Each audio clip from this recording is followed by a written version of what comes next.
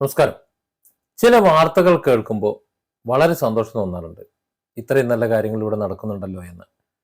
ചില വാർത്തകൾ കേൾക്കുമ്പോൾ വളരെ ദുഃഖം തോന്നാറുണ്ട്. എന്താ ഈ മനുഷ്യന്മാർ ഇങ്ങനെയെന്ന്. ചിലത് കേൾക്കുമ്പോൾ നമുക്ക് അത്തരത്തിലൊരു അവസരം ഉണ്ടായിരുന്നെങ്കിൽ നമുക്കും ചെയ്യാമായിരുന്നല്ലോ എന്ന് ചിന്തിച്ചിട്ടുണ്ട്. അത്തരത്തിലൊരു സംരംഭം, അത്തരത്തിലൊരു ചിന്തയോടെ നിങ്ങൾ യൂട്യൂബിലുള്ള എൻ്റെ വീഡിയോ കാണുന്ന എൻ്റെ പ്രേക്ഷകർ അവരോടുകൂടി ആലോചിച്ച് അവരുടെ പങ്കാളിത്തത്തോടുകൂടി കൃത്യം 1 വർഷം മുമ്പ് ഞാൻ തുടങ്ങി വെച്ചിട്ടുണ്ട്. വലിയ സാമ്പത്തികമൊന്നും ഇല്ലാത്തത് കൊണ്ട് അത് പെതിയാണ് പോകുന്നത്. സാമ്പത്തികം വരുന്നതനുസരിച്ചിട്ട് ഓടിപ്പിക്കോളും. വലിയ തിരക്കില്ലാത്തത് കൊണ്ട് നമ്മൾ അത് അങ്ങനെ തന്നെ കൊണ്ടുപോയിക്കൊണ്ടിരിക്കുന്നു. ഇതിനിടയിലാണ് കഴിഞ്ഞ ദിവസം ഒരു വാർത്ത കണ്ടത്. യൂട്യൂബിൽ ഞാനൊരു വാർത്ത കണ്ടത്. ആ വാർത്തയ്ക്ക് വലിയ പ്രാധാന്യമൊന്നും കൊടുത്തില്ല. പെരിന്തൽമണ്ണയിലെ ഒരു പെട്രോൾ പമ്പ് എന്നതായിരുന്നു വിഷയം. അത് അങ്ങനെ കണ്ടപ്പോൾ പെരിന്തൽമണ്ണയിലെ ഒരു പെട്രോൾ പമ്പിന് ഇപ്പൊ എന്താ ഇത്ര വലിയ വിഷയം എന്ന് കരുതിയിട്ട് 1-2 ദിവസമായി ഞാൻ വീഡിയോ അവോയ്ഡ് ചെയ്യണം. ഇന്ന് വീണ്ടും അതിന്റെ മുന്നിൽ വന്ന് ചാടിയപ്പോ ഞാനൊന്ന് കണ്ടു. വളരെ സന്തോഷം തോന്നി. ആ സന്തോഷം ഒന്ന് പങ്കുവെക്കണം. എന്റെ ഒരു ഉദ്ദേശം, എന്റെ ലക്ഷ്യം ഞാൻ നിങ്ങളോട് എത്രയോ മാസങ്ങളായിട്ട് പറഞ്ഞുകൊണ്ടിരിക്കുന്നതാണ്. എന്റെ ലൈവുകളിലും ചില വീഡിയോകളിലും നിങ്ങളോട് സംസാരിച്ചുകൊണ്ടിരിക്കുന്ന കാര്യമാണ് ഇവിടെ ഈ വാർത്തയായി റിപ്പോർട്ട് ചെയ്യപ്പെടുന്നത്. അത് മറ്റൊരാൾ നടപ്പിലാക്കിയ കഥയെന്നുള്ളൂ. ഞാൻ കണ്ട വാർത്ത ഇതാണ്. നിലമ്പൂരിലെ മുഹമ്മദ് ഷാജി എന്നൊരു വ്യക്തി ഗൾഫിലെ തന്റെ അബ്രിക്ക ഫ്യൂൾസ് എന്ന് പറയുന്ന സ്ഥാപനത്തിലെ ആദ്യത്തെ തുടക്കക്കാരായിട്ടുള്ള 20 പേർക്ക് ഒന്നും അല്ലാതിരുന്ന കാലത്ത് തങ്ങളുടെ കൂടെ നിന്ന് കൈപിടിച്ച് കയറ്റി തന്നെ ഒരു ബിസിനസ് സാമ്രാജ്യത്തിന്റെ ഉടമസ്ഥനാക്കിയ ഇന്നും അവരുടെ കൂടെ നിൽക്കുന്ന ആ 20 പേർ അവർക്ക് വേണ്ടി ഒരു പെട്രോൾ പമ്പ് പണിഞ്ഞ് സ്വന്തം ബ്രാൻഡ് നെയിം ഉപയോഗിക്കാനുള്ള അനുമതിയും കൊടുത്ത് പെരിന്തൽമണ്ണയിൽ അത് സ്ഥാപിച്ചു കൊടുത്തത് അവരുടെ പേരിൽ 20 പേരാണ്. 20 പേർക്ക് കൂടി ഒരു പെട്രോൾ പമ്പ് അവരുടെ പേരിൽ തന്നെ കൊടുത്തു. 1 രൂപ പോലും ഷെയർ എടുക്കാതെ അദ്ദേഹം ചെയ്തു കൊടുത്ത ഒരു വലിയ കാര്യം. നമുക്കറിയാം, ഒരു 4-5 കോടി രൂപ എന്തായാലും ചെലവായിട്ടുണ്ടാവും ഒരു പെട്രോൾ പമ്പ് ആ നിലയിൽ അവിടെ ഉണ്ടാക്കാൻ വേണ്ടിയിട്ട്. അവരൊക്കെയാണ് നമ്മുടെ രാജ്യത്തിന്റെ അഭിമാനം എന്ന് പറയുന്നത്. ഞാൻ അദ്ദേഹത്തെ പൊക്കി പറയാൻ വേണ്ടിയിട്ട് വീഡിയോ ചെയ്യല്ല. 1 വർഷം മുമ്പ് ഞാൻ നിങ്ങളോട് പറഞ്ഞു ഒരു സംരംഭം തുടങ്ങാൻ ആഗ്രഹമുണ്ടായിരുന്നു. പക്ഷെ അതിനുള്ള പണം ഞാൻ എടുത്ത് മറ്റൊരാൾക്ക് വേണ്ടി ചെലവഴിച്ചു പോയി. ആ ചെലവഴിക്കേണ്ട സാഹചര്യം ഇതായിരുന്നു. ഇവിടെ നമ്മുടെ വയനാട്ടിലെ ലാൻഡ് സ്ലൈഡ് ഉണ്ടായ സമയത്ത് നമ്മൾ ഉദ്ദേശിച്ച പണം നമുക്ക് കിട്ടിയില്ല. അപ്പൊ അങ്ങനെ വന്നപ്പോൾ ഞാൻ പറഞ്ഞ വാഗ്ദാനം പാലിക്കാൻ വേണ്ടി എന്റെ കമ്പനിക്ക് വെച്ചിരുന്ന ആ പണം എടുത്ത് അവർക്ക് വേണ്ടി ചെലവഴിക്കേണ്ടി വന്നു. അതുകൊണ്ട് എനിക്ക് എന്റെ ലക്ഷ്യം ഒന്ന് പൂർത്തിയാക്കണമെന്നുണ്ട്.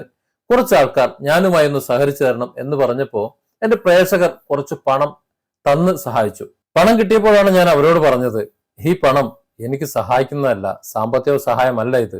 എനിക്ക് അധ്വാനിച്ച് തിന്നാനുള്ള ഒരു ആംബിയറുണ്ട്. ആ അധ്വാനിക്കുന്നതിൽ നിന്ന് നിങ്ങൾക്ക് തിരിച്ചു തരാനുള്ള ഒരു കഴിവുമുണ്ട്. അതുകൊണ്ട് നിങ്ങൾ തരുന്ന പണം എല്ലാം എന്റെ ഈ പുതിയ പ്രൊജക്റ്റിലേക്കുള്ള ഇൻവെസ്റ്റ്മെന്റുകളാണ്. അതിന്റെ പ്രോഫിറ്റ് എത്ര എന്ന് വെച്ച് കഴിഞ്ഞാൽ അത് നിങ്ങൾക്ക് കിട്ടിക്കൊണ്ടിരിക്കും ഇനിയുള്ള കാലം എന്ന് ഞാനത് അവരോട് പറഞ്ഞു. ഒരു മിനിമം 3 വർഷം ഞാൻ അവരോട് സമയം ചോദിച്ചിരുന്നു തിരിച്ചു കൊടുക്കാൻ വേണ്ടിയിട്ട്. കാരണം ഏതൊരു ബിസിനസ് സംരംഭവും തുടങ്ങാൻ ഒരു 6 മാസം ഒന്നും പ്രതീക്ഷിക്കേണ്ട നമ്മുടെ ഈ നാട്ടില്. അത് കഴിയുമ്പോൾ പിന്നെ നമുക്ക് അതിലേക്ക് ചെലവഴിക്കേണ്ട എക്സ്പെൻസേ വരൂ. 1 ഇയറിന് ശേഷം ചിലപ്പോൾ ഇന്നത്തെ സാഹചര്യത്തിൽ എന്നെ പോലെയുള്ള ഒരു സാധാരണക്കാരൻ കച്ചവടം തുടങ്ങിയാൽ 1 വർഷത്തിന് ശേഷം എന്തെങ്കിലും കിട്ടിത്തുടങ്ങിയായി. അങ്ങനെ കിട്ടിത്തുടങ്ങുന്ന സമയത്ത് അതിൽ ഓഹരി കൃത്യമായ അളവിൽ ഇന്ന് ഇന്ത്യയിൽ ആരും കൊടുക്കാത്ത രീതിയിൽ അവർക്ക് എത്തിച്ചു കൊടുക്കുമെന്ന് പറഞ്ഞു. എന്റെ ആ വാക്കുകൾ കേട്ട് 1-2 പേര് കൂടെ എന്റെ കൂടെ വന്നു. ഞാൻ പറഞ്ഞിരുന്നത് ഇതാണ്. 32 ലക്ഷം രൂപ എന്റെ മൊത്തം ബഡ്ജറ്റുള്ള ഈ സ്ഥാപനത്തിൽ അല്ലെങ്കിൽ ഈ പ്രൊജക്റ്റിൽ എത്ര രൂപ ലാഭം കിട്ടിയാലും നഷ്ടസാധ്യതയില്ല. കാരണം കിട്ടുന്ന പൈസ കൊണ്ട് നമുക്ക് സെർവർ കോസ്റ്റും മറ്റു കാര്യങ്ങളും നടത്തിക്കൊണ്ട് പോകാൻ കഴിയും. ലാഭമില്ലെങ്കിലും നഷ്ടം ഉണ്ടാവില്ല.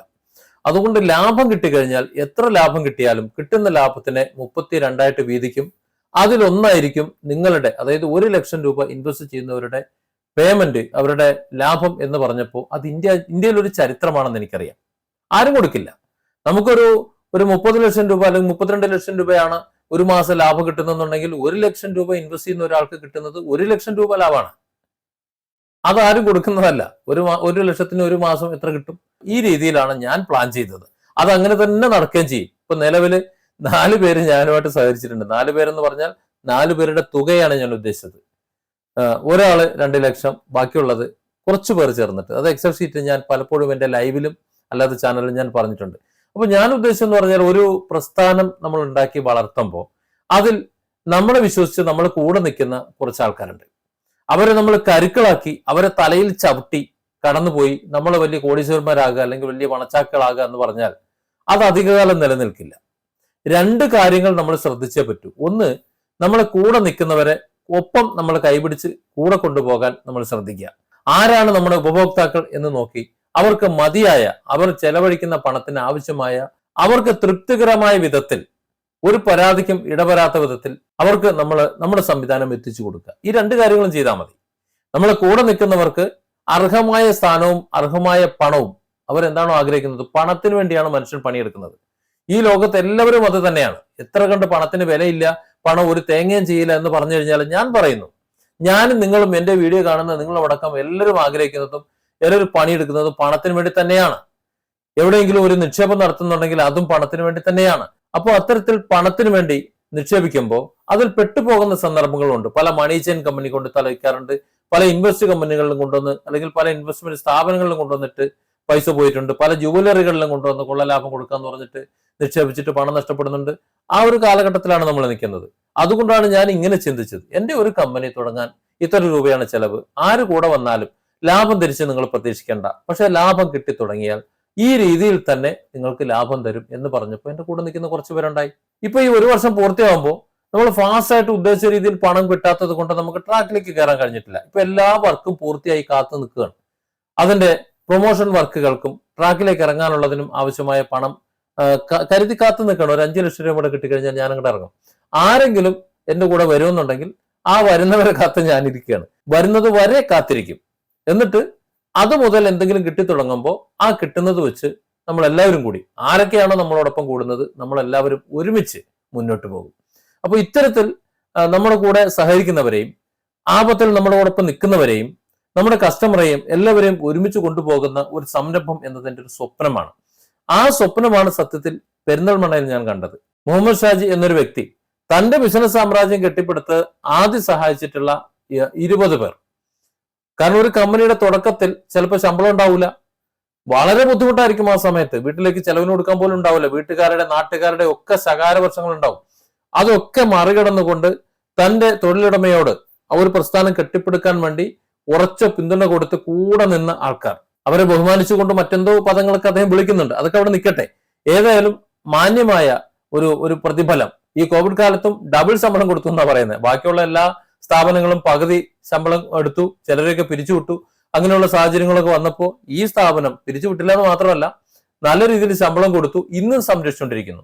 അതാണ് ഒരു ബിസിനസ് സാമ്രാജ്യത്തിന്റെ വളർച്ച എന്ന് പറയുന്നത്. അപ്പൊ അത്തരത്തിൽ ഞാനും ആഗ്രഹിക്കുന്നുണ്ട്. നമ്മളതിൽ വലിയ സാമ്രാജ്യമൊന്നും ആയിട്ടില്ല, എങ്കിലും ആകാൻ തക്കവണ്ണമുള്ള ചില സംരംഭങ്ങൾ നമ്മുടെ മനസ്സിലുണ്ട്. ചിലത് തുടങ്ങി ഇങ്ങനെ വെച്ചിട്ടുണ്ട്. നമ്മുടെ മുല്ലയും പൂക്കും എന്നാണ് കരുതി കാത്തിരിക്കുന്നത്. അങ്ങനെ പൂക്കാൻ ആഗ്രഹിക്കുന്ന, ആ മുല്ലയ്ക്കൊപ്പം നീങ്ങാൻ ആഗ്രഹിക്കുന്നവർക്ക് ഈ വീഡിയോയ്ക്ക് ലാസ്റ്റിൽ എന്റെ നമ്പർ ഉണ്ടെന്ന് ബന്ധപ്പെട്ടാൽ മതി, വിളിച്ചാൽ മതി, ഞാൻ പറഞ്ഞുതരാം എന്താ സംഭവം എന്നുള്ളത്. ഏതായാലും വളരെ സന്തോഷമാണ്. ഞാൻ എന്റെ മനസ്സിൽ ആഗ്രഹിച്ച ചില കാര്യങ്ങൾ ഇവിടെ നടപ്പിലായി കാണുന്നത്. മുഹമ്മദ് ഷാജി എന്ന വ്യക്തിക്ക് എന്റെ എല്ലാ ആശംസകളും. കാരണം നാടിനെ മറക്കാത്ത, തന്റെ വളർച്ചയിൽ തന്നോടൊപ്പം ചേർന്ന് നിന്നവരെ മറക്കാത്ത ബിസിനസ് സംരംഭകരെയാണ് നമുക്ക് വേണ്ടത്, നമ്മുടെ നാടിന് വേണ്ടത്. അവർക്കാണ് രാജ്യസ്നേഹം ഉണ്ടാകുക, അവർക്കാണ് ദേശസ്നേഹം ഉണ്ടാകുക, സാമൂഹ്യ ബോധം ഉണ്ടാകുക. അങ്ങനെയുള്ള കുറെ പണക്കാർ ഇവിടെ ഉണ്ടായിക്കഴിഞ്ഞാൽ തന്നെ നമ്മുടെ നാടിന്റെ സാമ്പത്തിക അവസ്ഥ നന്നാവും. അവരോടൊപ്പം ചേർന്ന് ആത്മാർത്ഥതയുള്ള കുറച്ച് ഉപഭോക്താക്കളും കുറച്ച് തൊഴിലാളികളും ഉണ്ടെന്നുണ്ടെങ്കിൽ നമ്മുടെ നാട് പൂർണ്ണമായും നന്നാവും. Different angles. Don't forget to subscribe and support this channel.